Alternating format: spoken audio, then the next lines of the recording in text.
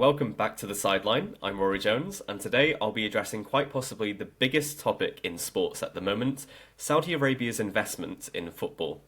In the latest development, Saudi Arabia has recently been confirmed as the sole bidder for the FIFA Men's World Cup in 2034, ahead of the deadline of October 31st, and it's now all but confirmed to host the tournament. How did this all happen? Why now? And what is Saudi Arabia's long-term strategy in football? To answer these questions, I'm joined today by Simon Chadwick, a professor in Sport and Geopolitical Economy at the SKEMA Business School in Paris. So first off, hello Simon, welcome to The Sideline. Considering Saudi Arabia's growing investment in sports and the successes of last year's World Cup in Qatar as well, also the growth of the Saudi Pro League, was it not inevitable that Saudi Arabia would be hosting the World Cup? When people think about Saudi Arabia now, it's almost as though in sporting terms or in football terms that the country may have woken up in 2018 or possibly even woke up at the start of this year when Cristiano Ronaldo went to play in the Pro League. Actually, in terms of a country, it's got a relatively short history. It's only around just 100 years old. But if we're talking about the Arabic Peninsula, then there was a history of sport there, of falcon racing, camel racing. Equine sports are still very, very popular. But if we're talking specifically about football, there was a football culture in Saudi Arabia. And indeed, if you ever go to Saudi Arabia and talk to especially young men, but I think increasingly a growing number of young women too, they will say football is the number one sport here. So for me, it was much less of a surprise that we've seen stars going to Saudi Arabia. In recent years, Saudi Arabian clubs have done very well in for example, Asian competition and even kind of post Ronaldo, but pre everybody else. Al Hilal made it to the Asian Champions League final last season, and this is not the first time that they have done that. So I think what has changed in Saudi Arabia over the last 8 years, and I say 8 years deliberately, is the arrival of Mohammed bin Salman. And it is bin Salman who has not just changed football, has changed sport, and he's changing his country, because historically this has been a country led by elderly men, and obviously Mohammed bin Salman is another man, but he is much younger than many of his predecessors, and so he's bringing this kind of reformist zeal to the country that we've not seen before.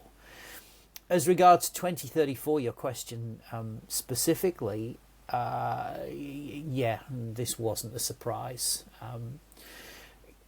Saudi Arabia, I think, in reality, probably wanted 2030, and we saw earlier this year rumours of possibly a joint bid involving Egypt and Greece as a way of achieving the 2030 target. But 2030 was always going to be a tough ask, because it is the centenary of the first staging of the World Cup, and one of the ways in which the officials in Riyadh tried to address this centenary, the sensitivity of it, is to propose this kind of pan-Afro-Eurasian tournament across 3 continents. But I guess what's really interesting about this is that ultimately 2030, the traditionalists, the purists, those with sentiment won through, and it will be staged amongst other countries, Uruguay, because obviously Uruguay was the first host of the World Cup. But given the amount of money and given the level of appetite inside Saudi Arabia to host the tournament, it did almost seem inevitable that 2030 would go. Sorry, 2034 would go there. But what for me, I think significantly about this is that Saudi Arabia has learnt to play the diplomatic game in a more sophisticated and nuanced way. You keep in mind some of the issues that continue to swirl around Saudi Arabia, the Jamal Khashoggi episode, the war in Yemen, most recently over the last decade certainly. But what we've seen is Saudi Arabia adopting a much more subtle and as I say, nuanced approach to diplomacy, and by demonstrating its willingness to step back from 2030, I think that was very, very helpful to the country in terms of then ultimately securing 2034.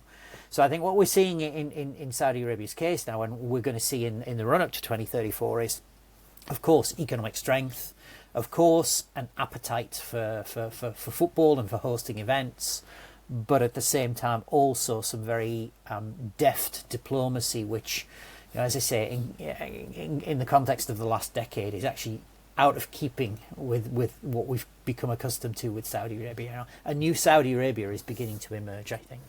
Definitely a few points there I'd like to touch on. I think first off, it's something I've done as well, is trying to think of 2030. It seemed almost like that was the long-term plan to have the World Cup in that year.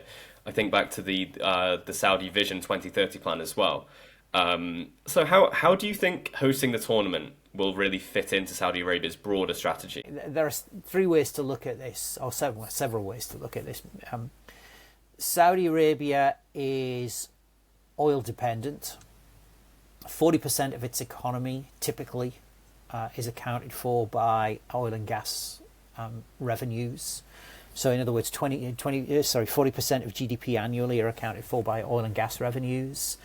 We live in a world where people are kicking back against fossil fuel consumption. Projections suggest that beyond 2045, oil consumption will begin to decrease significantly and will begin to really impact upon countries like Saudi Arabia. So in simple terms, the clock is ticking.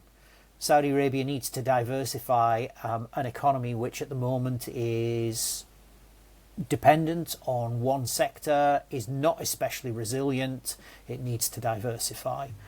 And investments in sport and in football are part of that diversification strategy. Now, how that spills over in terms of economics, what Saudi Arabia is now trying to do is to create an ecosystem, a sport ecosystem, and as part of that sport ecosystem is football. But alongside that obviously sits motorsport and heavyweight boxing and mixed martial arts and other such activities. And obviously with sport comes money and jobs. And we recently heard from Mohammed bin Salman in a Fox News interview that he's looking for around 3% GDP growth from sport. That is consistent with what we see in other economies. So in the European Union, the average contribution of sport to gross domestic product in a European Union country is about 2.5%. And that is comparable with Britain too. We take a look at the United States. The United States accounts for somewhere in the region of about 40% of global industry size. We then think about that in terms of countries. We look at Britain, for instance. So 100,000 people work in jobs that are sustained by the Premier League.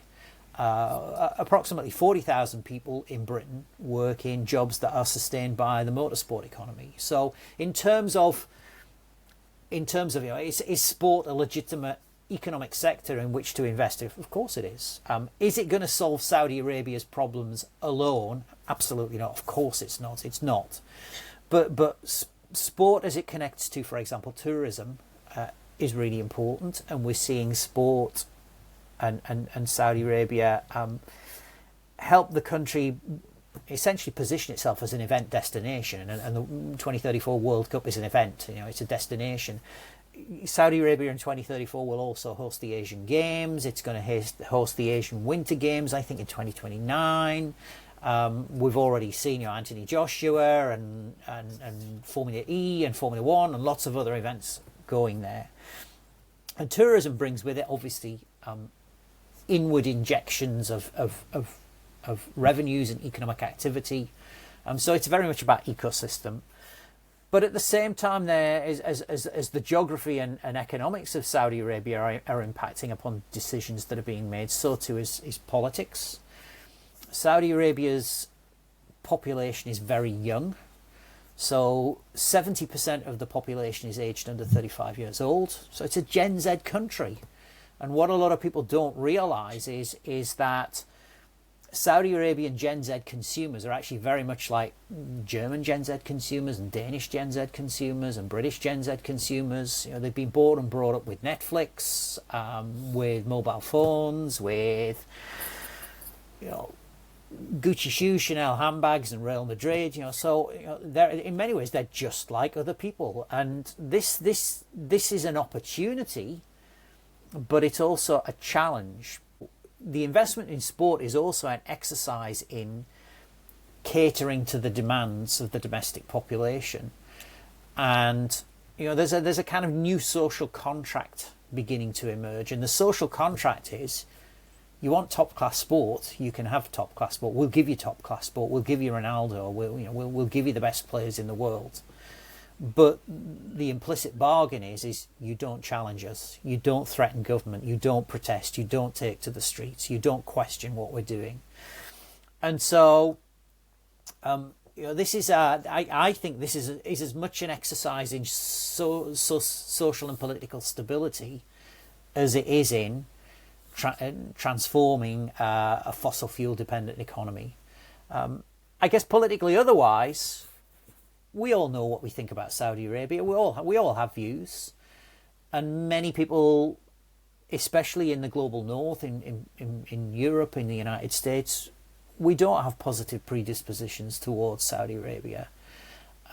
And so, by investing in football in particular, but I think sport more generally, is it brings credibility, it brings legitimacy, it helps foster trustworthiness. And so when we look at Saudi Arabia, we think, oh, right, okay, they're just like us. They like football as well. Now, some people might see this as soft power.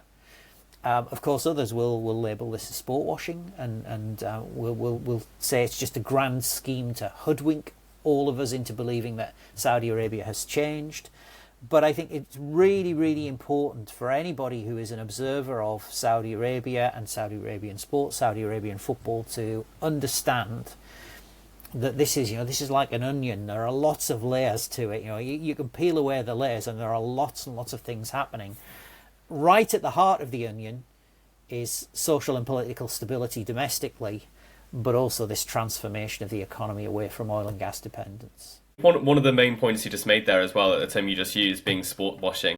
Not for the first time, FIFA has come under criticism for its selection of a World Cup host. Or, well, it's not necessarily selection yet, but I think when you look at FIFA's own guidelines now with regards to the selection of hosts for major tournaments, it's faced a lot of criticism for Saudi Arabia hosting the World Cup in 2034. Has FIFA gone against its own principles with regards to selecting a host nation? Gianni Infantino, on the day before the Qatar World Cup started last November, made a speech. He was widely derided for making that speech, and derided for some of the things that he said. I think his delivery was awful. I'm not sure it was necessarily the most appropriate time to make that speech, but some of the central messages that he was trying to communicate were really, really important. And amongst those messages, for example, is that the world is changing. We are in the midst of a pivot from global north to global south, and that pivot has given rise to what people call a multipolar world. And what we mean by multipolarism is that new power centres are beginning to merge, and these new power centres, they derive their power economically, politically, perhaps socially. They have strong economies, they have growing influence in political institutions. In some cases, they're creating their own political institutions. And so some of the old certainties that people who look like you and me used to assume were there and would always be there are at best eroding, at worst have now gone, they've changed. So FIFA was established by Europeans. It was its headquarters were located in Europe, And the culture of organisations like FIFA and others like the IOC, for example, or the FIA, the global governing body of motorsport, the culture of these organisations is European. A lot of people who work there still are European. Their presidents have predominantly been European. And yet we now live in a world where Europe no longer dominates. It doesn't have the power that it did 100 years ago. And FIFA is even acknowledging this. So, FIFA is about to move some of its departments to Miami and New York. And this helps to demonstrate that economically the money's not in Europe anymore. There's more money in the United States, but kind of longer term, over the next 10, 20, 30 years, I think it's conceivable that we'll see FIFA offices in, for example, Saudi Arabia. So we live in a very, very different world to the world that existed when the World Cup was first staged in 1930. Sport, therefore, and particularly football, and especially FIFA, are they're engaged with nations where values are perhaps different to those values that we hold dear. And this in turn then raises the question: what are universal human values? What do we agree on? What do we agree shouldn't happen? So, in answering your question, I think what I'm trying to say is that FIFA as a global organisation faces a massive challenge. FIFA exists in a turbulent, complicated, fast-changing world.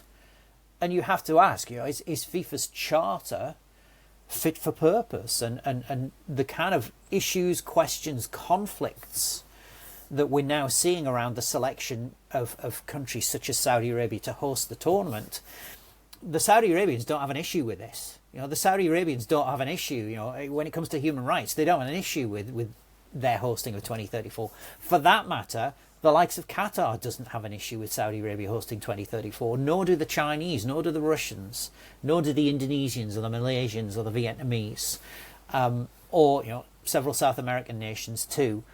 The nations that have a real problem with Saudi Arabian hosting are Britain and United States and Germany and France and Spain and others. Now, I'm not saying that Saudi Arabia is right and we're wrong, or that we're right and they're wrong.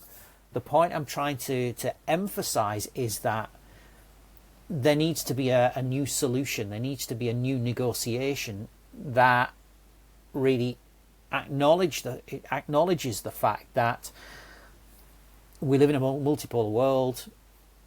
Countries that we may not like have increasing power and are enforcing that power in ways that we may not approve of. They have values that we don't like. So how do we solve this? Well, we need to talk about it. We need to engage with the issues. We need to negotiate an outcome. That's going to be incredibly tough. And that kind of rambling, shambling Infantino speech didn't help, certainly in the global north. When you think back to what is the whole purpose of a global organisation, it seems very much that organisations such as FIFA might just be so rooted to Europe that this is kind of presenting a whole host of challenges. But FIFA President Gianni Infantino, who you mentioned, he seemed very, very content with the previous World Cup in terms of staging the first ever instalment of the World Cup in the Middle East. And he labelled it as the best ever. And I mean, in some terms, it's in terms of revenue and viewership figures, certainly, it was the biggest to date. It generated $7.5 billion in commercial revenue during the 4-year cycle leading up to the tournament. And then you also look at the viewership numbers. So FIFA, they revealed that 1.5 billion people tuned in to the World Cup final. And they also say that 5 billion people engaged with the tournament in some capacity. So do you think that these successes on a commercial basis, do you think they played a big part in the decision to have a second World Cup in the Middle East on the back of the success of Qatar 2022? There is no doubt that what Qatar did is to prove that you can take the World Cup to new territories and the host nation can be trusted to organise a successful tournament. Now, I say trusted to organise a successful tournament. Obviously, there remains considerable criticism of migrant worker rights in Qatar. So, again, there is something about how you measure success and what success means. But nevertheless, in terms of those headline numbers, you can go to Qatar as we've seen before, taking the World Cup to new countries, can be successful, and new territories can be successful. I'm thinking, for example, about Japan and South Korea, for example, in 2002. But of course, to have the tournament go back to the Gulf so quickly is interesting. At one time, obviously, there was a rotational contract in place, and so continents hosting the World Cup so quickly in succession wouldn't have been possible. But that rotational contract has now gone, and effectively there is now a process, a vote, whereby nations that have an appetite for hosting the tournament can bid to host the tournament. Clearly, in this case, this was incredibly unusual. People will know that normally what there is there's a FIFA Congress, and lots of people gather in a room, and there is a vote, and of course during Blatter's time, nobody really knew who was voting and what they were voting for and how they were voting. And Infantino came along and said, well, let's be more transparent, let's be more open, let's improve the governance of FIFA. And certainly around 2026, that was a different awarding process. But for 2030 and 2034, the hosting decision appears to have descended back into darkness, because we don't know who was involved, we don't know how the decisions were made, we don't know who was influencing, and so on and so forth. So, there are big questions for FIFA to answer, because in terms of this openness and transparency, who knows what happened around 2030 and 2034, and no matter what the communications spin by FIFA and its partners, that wasn't normal. And it's a really it's unfortunate and sad that FIFA appears to have regressed in this regard than progressed. But I think going back to Saudi Arabia specifically in 2034, 12 years after Qatar, keep in mind that Qatar is very, very small compared to Saudi Arabia, which is very, very big. Much bigger country physically, has a bigger population. Qatar had a population of 3 million, or has a population of 3 million, only 10% are Qatari. Saudi Arabia has a population of nearly 40 million, 70% of whom currently are Saudi Arabians. So a Saudi Arabian World Cup will look and feel different. Its challenges will be different to Qatar's, but nevertheless, what we're already seeing is a strategic intent, a strategic commitment, but also an allocation of resources that potentially will dwarf what we saw in Qatar. And there is every reason to expect that the Saudi Arabian World Cup will be a success of a similar nature to Qatar. But as I say, this does raise the issue. If you sat in London or Paris or Berlin or Madrid or Rome, you might well ask, well, what about us? What about us?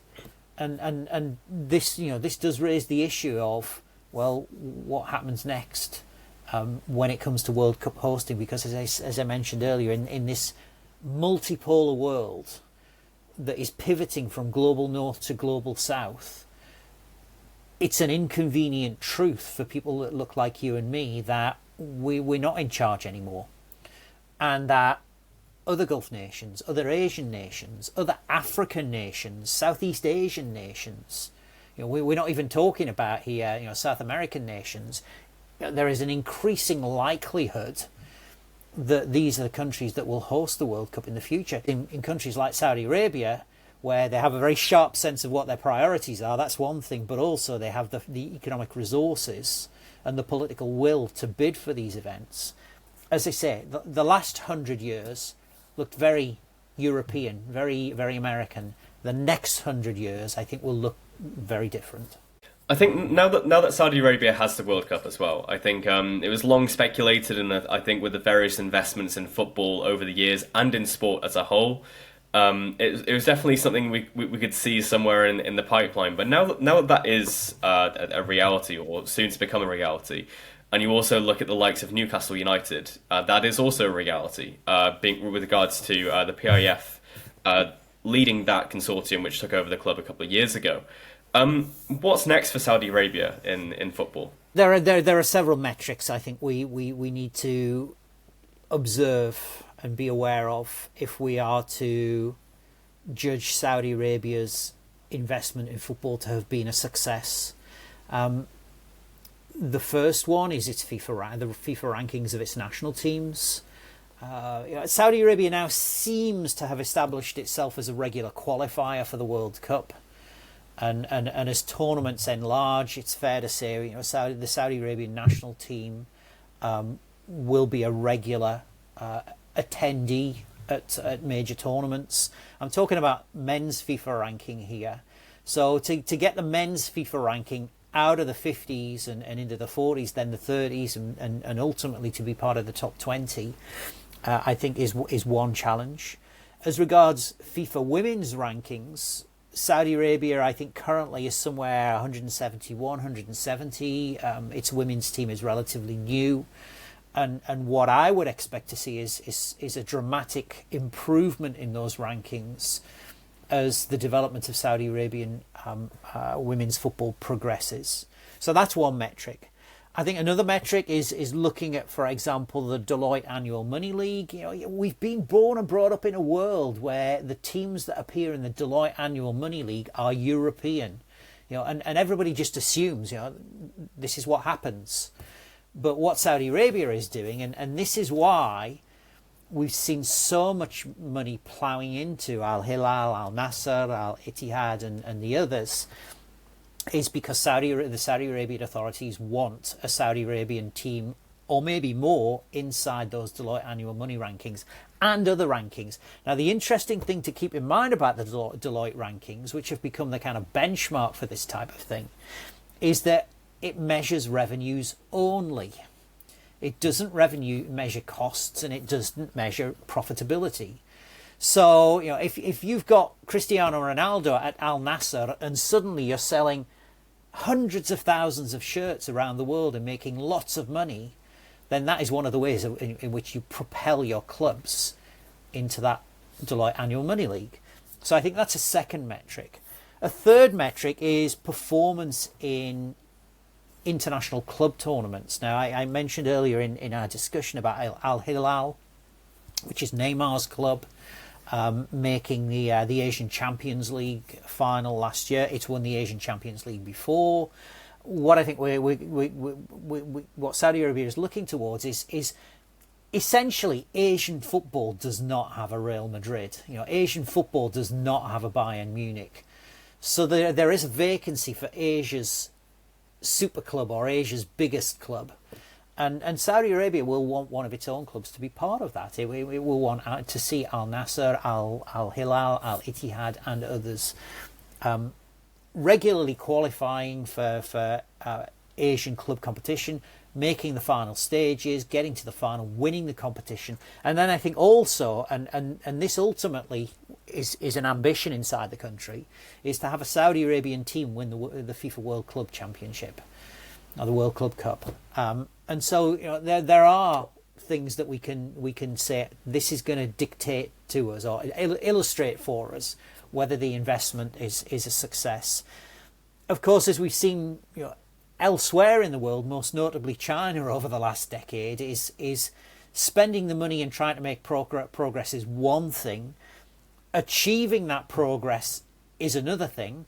But then sustaining it over a long period of time is something else. And as we look forward over, we look towards 2050, for example, sustaining a level of international performance, both in terms of national teams and club teams, I think is a really important outcome for Saudi Arabia. I think as for the Saudi Pro League as well as you just mentioned, it is quite possibly the biggest story in football for 2023. We've seen a wave of world class players joining the Pro League this season, or this past summer transfer window. I mean, as you mentioned, we have seen this before to a certain extent. We've seen with the Chinese Super League, for example, around 10 years ago, attracting some of the bigger names in the sport. But what do you think the long-term plan is here for the Saudi Pro League? How do they kind of avoid becoming the next Chinese Super League? In terms of strategy, essentially, the English Premier League has achieved the position that it is now in over a period of decades, if not centuries. And the English football has very often been a first mover in strategic terms. Has always been a first mover, and currently it enjoys the status or the benefits of being a first mover. So, back in the 1960s, English football was selling overseas TV rights when other leagues weren't. If you look at the 1990 blueprint for the future of football that was commissioned by the English Football Association, which gave rise to the formation of the English Premier League, essentially the blueprint for the future of English football said form a Premier League and make lots of money. So the English Football Association and the Premier League, again, first mover advantage. What you've now got is Saudi Arabia that if we were to ascribe a label to it, we would call it a fast follower in strategic terms. And the reason we call it a fast follower is Saudi Arabia is trying to achieve what it has taken the Premier League, Serie A, La Liga, the Bundesliga, and others, decades if not centuries to achieve. And that's the big issue, the big challenge is can Saudi Arabia replicate within years what it has taken others decades to achieve. We'll see whether Saudi Arabia is capable of doing this. One of the things that I do know is that officials in Saudi Arabian football really do not like the comparison with China, because they say that Saudi Arabia is a different country, that their vision and their strategies were completely different. And I have to say, personally, I do agree. You'll know the saying, it's like comparing chalk and cheese. For me, comparing China and Saudi Arabia is like comparing chalk and cheese. There isn't a comparison necessarily. What I would say, however, is for me, the lesson that Saudi Arabia needs to learn from the Chinese experience over the last decade is the role of the state. Because in China's case, the state was repeatedly intervening and intervening in a destabilizing fashion. And Chinese football, I remember being in China one time and somebody who was working in Chinese football saying to me, "Can you explain to us what's happening, Simon, in Chinese football, because we don't understand." And so it was so destabilizing, so confusing. It was causing so many problems that Chinese football was almost like a chronicle of a death foretold. Now, so Saudi Arabian government needs to ensure that when state does intervene, it does so in a coherent, in a stabilizing, in a reassuring, in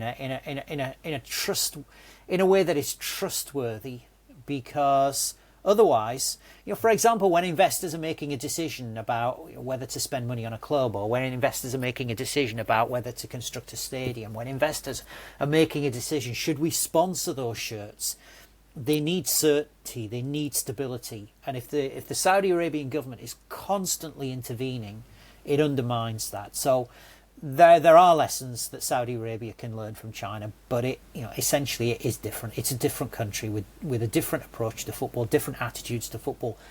Saudi Arabian people absolutely love football. They love football. Chinese people, no, not really. A small number of Chinese people do, but most Chinese people don't.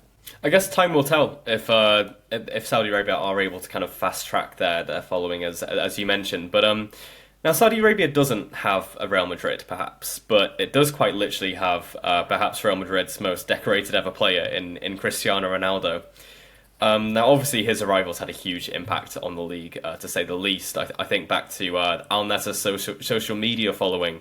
I think on Instagram before he joined, it was around 800,000, and you look at it within days of him signing was over 8 million, and I just checked yesterday it was over 21 million followers. But I think you look at his arrival, and if you like the Ronaldo effect, to what extent has the Ronaldo effect or his arrival been a real catalyst for Saudi Arabia, both in the promotion of the Saudi Pro League and also in its quest to host the World Cup, which is now obviously proven to be successful? What I think Cristiano Ronaldo has done, apart from all the usual discussion around him and shirt sales and social media numbers and whatever, is that Cristiano Ronaldo has conferred legitimacy on the Saudi Pro League, and I'm sure he's earning a nice salary and he's getting a good commission on appearances in Saudi tourism videos and so forth. But he basically has sent a signal to other players and to coaches that it's okay to come here, and you can come here and still be high profile. You can come here and still play a decent quality of football. You can come here and still play in international club tournaments. You can come here and still play for your national team. So, don't worry, everyone. Try it. And this is why it as the year has unfolded, we've still had those players, like Jordan Henderson, for example, past his prime, looking for one last big payoff. But we've also had younger players, and not just high-profile younger players as well. Kind of younger players from, for example, Europe, with the potential to do well at a top level. And the reason that they are there, I think, is because the original foundation for them to think, okay, this is a legitimate destination for me. This is a destination that is going to help promote my career rather than undermine my career. I think that has been provided by Ronaldo. Certainly seems that way. I think definitely in terms of perception, you kind of look at the kind of sneering take a lot of people had on Ronaldo's transfer to signing with Al Nassr about a year ago. And I think in terms of people thinking, okay, he's gone there because his career is over. But then I think a few months later, when you see the influx of players such as Benzema, who literally just won the Ballon d'Or less than 12 months beforehand, and you look at Neymar as well, and you look at Riyad Mahrez, Sadio Mane, some of the players in their prime, it certainly seems to be a shift. I challenge football quiz experts anywhere in the world to, when they hear this, to name the starting 11 of Al Hilal in the Champions League final earlier this year when they played Urawa Red Diamonds of Japan. The Red Diamonds won. They won the Asian Champions League. The reason for saying this is that, and people in Europe and people in the global north may not like this, but football does exist in the rest of the world, and in many countries across the rest of the world, it's existed for a long time, and so what I think Saudi Arabia is doing now, but what Qatar did before, and what clubs like Urawa Red Diamonds are doing, and for that matter, what players like Mitoma at Brighton are doing, is they're alerting people in the global north to the fact that football exists elsewhere in the world, and people are just as passionate, they're just as fervent, they're just as likely to go and watch games played by their teams as we are. We are living in a changing world where we're fast becoming aware that other people in other countries, that aren't England, that aren't Germany, that aren't Spain, that aren't France, that aren't Italy, other countries in the world, people are just as passionate about football as we are, if not more so. Do you think that's maybe the main misconception here with regards to Saudi Arabia and football? To an extent, yes, but Saudi Arabia's got a big challenge. So, those kind of big Riyadh derby games, the big Jeddah derby, kind of Jeddah Riyadh teams, this is kind of Arsenal, Manchester United type games. Attendance has always been healthy. So in the big urban population centres of Saudi Arabia, people love football and people go to football games. There's an interesting change, of course, over the last 5 years, because now women can go to those football games. Prior to 2018, they couldn't go to those football games. So, that's something else to consider as well. But the biggest challenge for Saudi Arabia is once you get outside the big urban centres, the attendance of football matches falls away really, really, really badly. And so you are talking about, in some cases, I saw a number for a game recently in which Etifak, which is Steven Gerrard and Jordan Henderson's club, were playing. There were fewer than 1,000 people attending a Saudi Pro League game. So you do have this strange situation where you've got, on the one hand, Saudi Pro League games that are rivaling Premier League games in terms of spectator numbers, but then I think I saw on Twitter somebody saying, this is not even English 7th or 8th division. You've then got games in the Saudi Pro League where you get fewer than 1,000 people there. So the big challenge for Saudi Arabia is not just to host the World Cup or to get Al Nassr to the Asian Champions League final. It's also a case of how are you going to fill your stadiums. So capacity utilisation of stadiums in the Saudi Pro League can be as low as 5%. In other words, 5% of tickets are sold. The other 95% aren't. Stadiums are empty. So this going back to the point when we were talking about metrics, this is another metric. In terms of observing Saudi Arabia, this is another metric. Are you filling your stadiums? Because at the moment they're not. I think I saw one report the other day where it's like as low as like 138 or something like that. Whether or not that was true, I think that's certainly the area where you look, because obviously when you're looking at the growth of sport in a region, you have to look at the multi-metrics, and I think certainly in attendance that seems to be the one that's kind of lagging, I guess, here.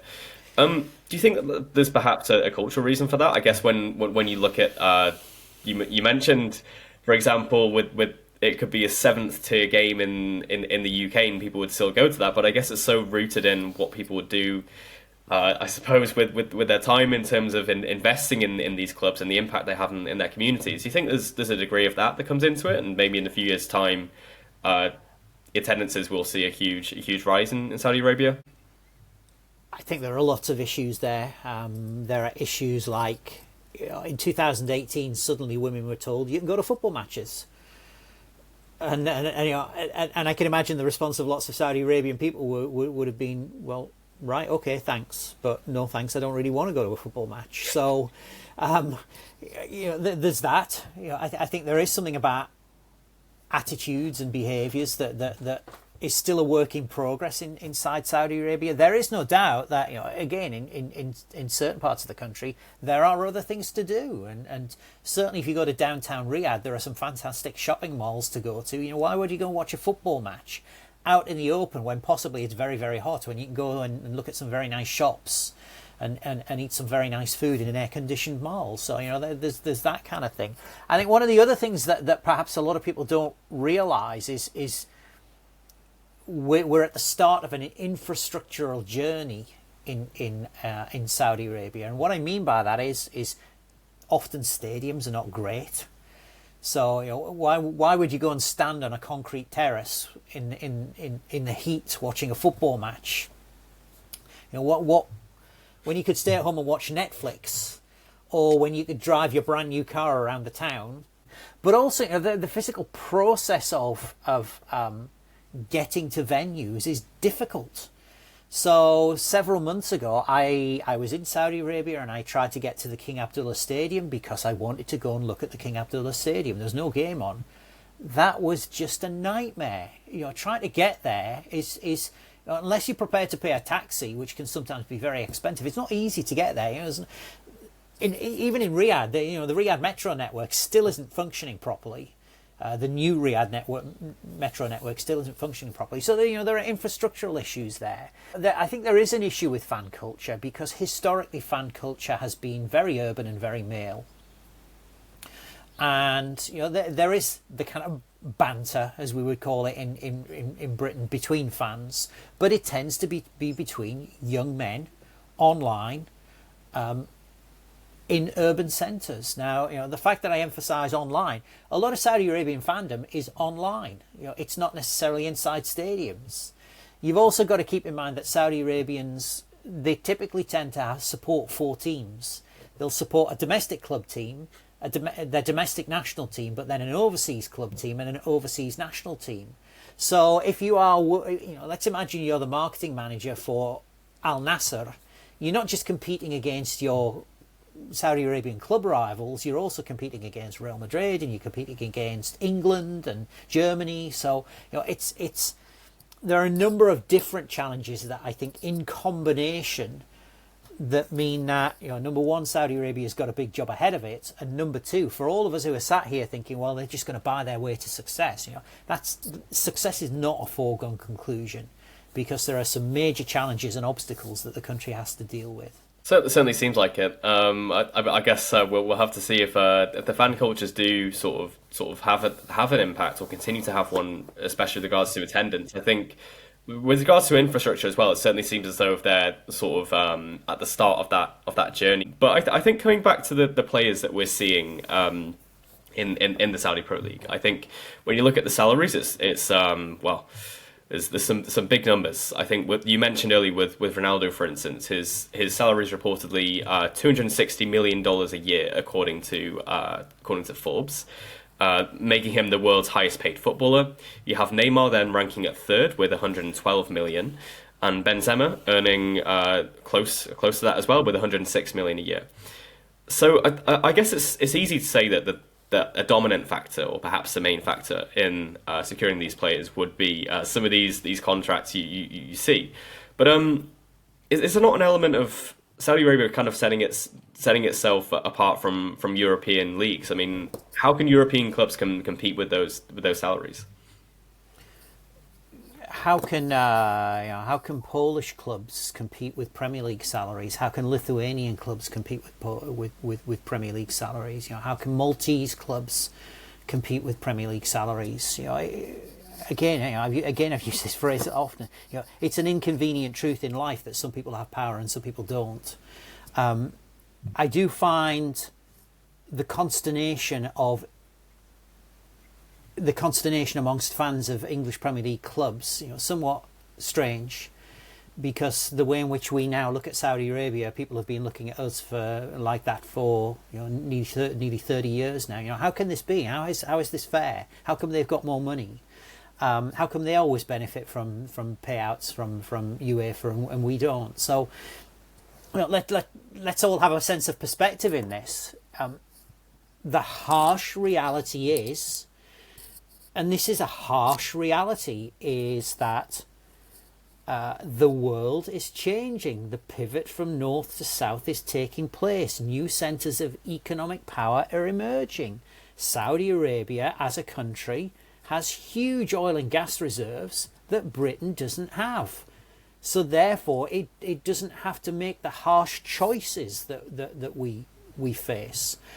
So all of this may seem strange and unusual and uncomfortable, but this is the harsh reality of 21st century life. And if I may say this, instead of us sitting here and complaining about it, we can't stop this. As a single country, as Britain, we can't stop this. And my view would be, even the European Union as a collective, the European Union can't stop these giga changes taking place. So what we need to be doing, either as a country or as the European Union or as the global north, we need to be thinking about, well, how are we going to respond to this? What are the policy responses? Are we happy that Saudi Arabia is buying up lots and lots of sports assets? How are we going to respond to that? Do we want to stop it? Okay, if you want to stop it, then how are you going to stop it? And once you've tried to stop it, what are going to be the consequences of you trying to stop it? And are you prepared to handle those consequences? Or, are you going to work with Saudi Arabia? Are you going to be a willing partner? Are you going to be a willing ally? And what are the consequences of doing that? And are you happy with those consequences? And this is when you begin to talk in terms of, what is a fit and proper owner? We're talking about the owners and directors test. Do you think about human rights? And whose human rights?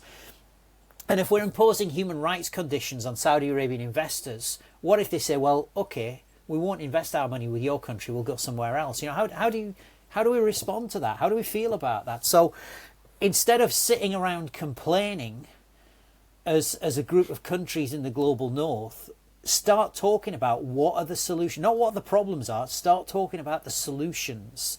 And I think one of the things for me, that's the speed with which Saudi Arabia has intervened in football this year, one of the big issues that this has caused us in the global north is we've been caught napping, we've been caught sleeping, and you hear on radio shows and on social media platforms and podcasts, football players and former football players and officials saying, "Oh, it's a terrible thing. Saudi Arabia, it's a terrible, terrible thing." Okay, if it's a terrible thing, what are your solutions to the problem? And what I don't hear from people in football is people talking about solutions. Saudi Arabia is going to carry on doing what it's doing. It's going to host the World Cup. It's going to soak up more stars. It's going to stage more events. It's going to have more coverage. It's going to appear in the Deloitte Annual Money League. And for that matter, we'll see others too. We'll see Malaysia, Indonesia, Vietnam, China, India. So what's the lesson of what I'm saying? Well, number one, I can monologue. I think that's the first lesson. I can monologue. Number two, I've probably got quite controversial views that a lot of people disagree with. But number three, I think that I would want this podcast to be a wake-up call for all of those people who say that they love football in Britain and in Europe. Wake up and stop talking about problems and start talking about solutions and start effecting positive changes that help clubs, leagues, competitions in Europe compete with what the likes of Saudi Arabia are now trying to do. Well, it's been a really, really interesting conversation, Simon. It's been an absolute pleasure talking with you. Thank you very much for joining me this morning, and wish you all the best. Okay, thank you very much.